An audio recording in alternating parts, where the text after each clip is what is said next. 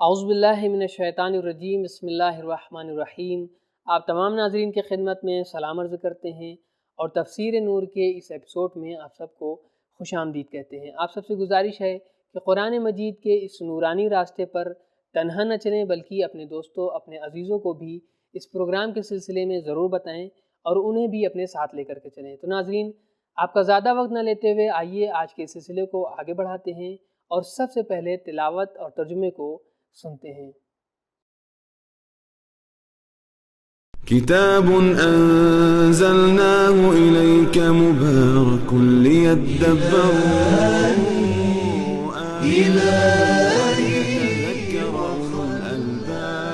بسم اللہ الرحمن الرحیم واذكر في الكتاب إسماعيل إنه كان صادق الوعد وكان رسولا نبيا وكان يأمر أهله بالصلاة والزكاة وكان عند ربه مرضيا۔ اسماعیل کا تذکرہ کیجئے، وہ یقیناً وعدے کے سچے اور نبی مرسل تھے، اور اپنے گھر والوں کو نماز اور زکوٰۃ کا حکم دیتے تھے اور اپنے پروردگار کے قریب پسندیدہ تھے۔ اس نورانی تلاوت اور ترجمے کو سننے کے بعد اب آئیے دیکھتے ہیں کہ اس آیہ کریمہ میں اہم نکات کون سے ہیں۔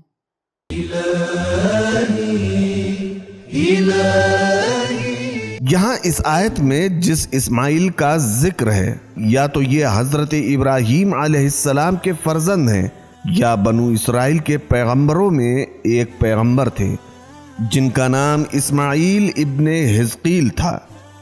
تمام پیغمبر صادق الوعد ہوتے ہیں، لیکن حضرت اسماعیل علیہ السلام میں یہ صفت زیادہ تھی۔ ایک روایت میں رسول خدا صلی اللہ علیہ وآلہ وسلم کے بارے میں آیا ہے کہ کسی سے کعبے کے پاس ملاقات کا وعدہ کیا، آپ وعدے کے مطابق تشریف لے آئے، لیکن وہ آدمی اپنے اس وعدے کو بھول گیا۔ حضرت صلی اللہ علیہ وآلہ وسلم نے اس کا 3 دن تک انتظار کیا۔ کسی نے اس آدمی کو بتایا تو وہ آدمی آپ کے پاس حاضر ہوا اور اس نے معذرت کی۔ اس طرح کا ایک اور واقعہ بھی ہے کہ آپ صلی اللہ علیہ وآلہ وسلم نے کسی سے ظہر کے وقت کا وعدہ کیا، لیکن وہ آدمی نہ آیا۔ آپ صلی اللہ علیہ وآلہ وسلم نے اس کا غروب آفتاب تک انتظار کیا۔ وعدے کا پورا کرنا الہی صفات میں سے ہے۔ ان اللہ لا یخلف المیعاد، وعدہ خلافی منافقت کی علامت ہے۔ احادیث میں آیا ہے کہ منافق کی 3 علامتیں ہیں: امانت میں خیانت، جب بولے تو جھوٹ بولے، وعدے کی خلاف ورزی۔ مقام رضوان اور اللہ کی رضا بزرگ درجہ ہے اور انبیاء کی آرزو ہے۔ وَجَعَلَهُ رَبِّ رَضِيًّا وَكَانَ عِنْدَ رَبِّهِ مَرْضِيًّا۔ حدیث میں آیا ہے کہ جب جنتی جنت میں عیش و عشرت کی زندگی بسر کر رہے ہوں گے تو انہیں خطاب ہوگا، کیا تمہیں کسی چیز کی ضرورت ہے؟ وہ اس وقت کہیں گے، ربنا رضاک، اے پروردگار صرف تیری رضا ہماری آرزو ہے۔ نکات کو ملاحظہ کرنے کے بعد اب آئیے دیکھتے ہیں کہ اس آیہ کریمہ میں ہمارے لیے اہم پیغام کون سے ہیں۔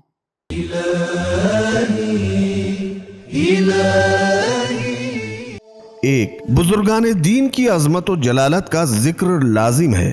2. بزرگان دین کی سیرت و رفتار سے جو کچھ حاصل کریں اس میں پائیداری ہونی چاہیے اور اس میں خوب غور و فکر کریں، اسے عام نگاہ سے نہ دیکھیں کہ جلد ذہنوں سے جاتی رہے۔ 3.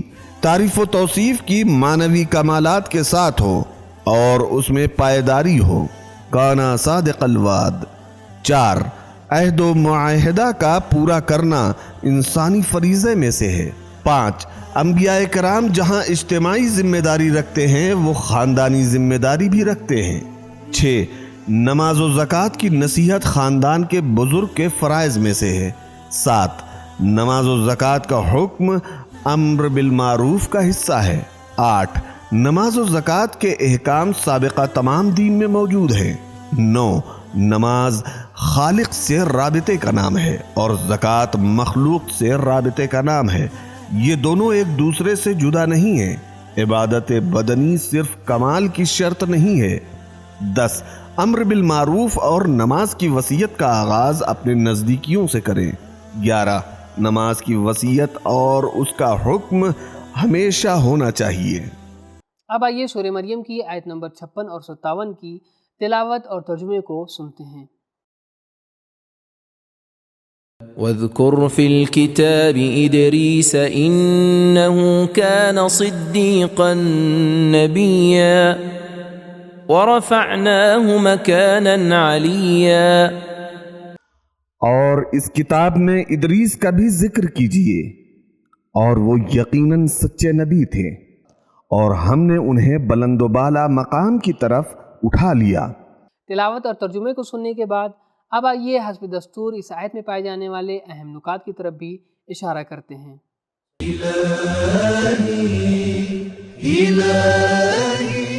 مکانن علیہ سے مراد یا معنوی مقام کی بلندی ہے یا پھر آسمانوں کی طرف معراج مراد ہے، کیونکہ خداوند تعالیٰ نے 4 نبیوں کو آسمان کی طرف اٹھا لیا تھا: ادریس علیہ السلام، عیسیٰ علیہ السلام، خضر علیہ السلام اور الیاس علیہ السلام۔ صدیق اسے کہا جاتا ہے کہ جس کے قول و فعل ایک ہوں۔ حضرت ادریس علیہ السلام کی صفات: حضرت ادریس علیہ السلام حضرت نوح علیہ السلام کے اجداد میں سے تھے۔ وہ بہت زیادہ درس و تدریس میں مصروف رہتے تھے، یا اسی لیے انہیں ادریس کہا گیا ہے کہ آپ وہ پہلے انسان ہیں کہ جنہوں نے قلم سے لکھنا ایجاد کیا تھا۔ اس میں شریف ادریس کا قرآن مجید میں 2 دفعہ ذکر ہوا ہے، اور ان کی صدیق، صابر اور نبی جیسی صفات کی تعریف کی گئی ہے۔ احادیث میں آیا ہے کہ حضرت ادریس علیہ السلام کا گھر نجف اشرف کے اطراف میں مسجد سہلہ کے قریب تھا۔ جناب ادریس وہ پہلے انسان ہیں کہ جنہیں علم نجوم و حساب میں مہارت حاصل تھی۔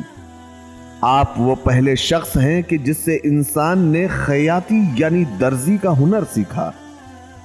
حضرت ادریس علیہ السلام نے 365 سال زندگی بسر کی، پھر آپ کو آسمان کی طرف اٹھا لیا گیا۔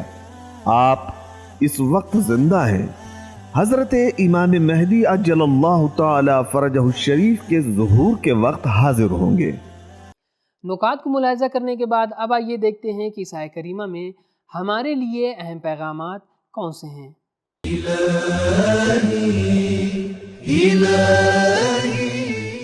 1 بزرگوں کی یاد اور تعریف و توصیف میں دوسروں کے لیے رشد و ہدایت کے ذریعے ہیں۔ 2 تعریف و توصیف کو پائیدار اور باقی ہونا چاہیے۔ 3 افراد کی تعریف و توصیف کا معیار معنوی کردار کو ہونا چاہیے۔ 4 تبلیغ میں صداقت کا بہت بڑا اثر ہے۔ صدقاً نبیّا، صدیق کے لفظ کا نبی پر مقدم ہونا یہ بتاتا ہے کہ صداقت نبوت کا آغاز ہے۔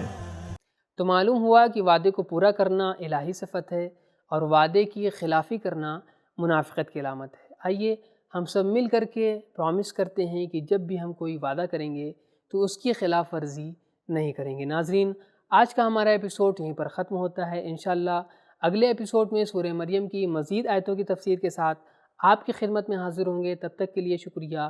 خدا حافظ۔ سبیل قرآن، قرآنی سماج کی پہچان۔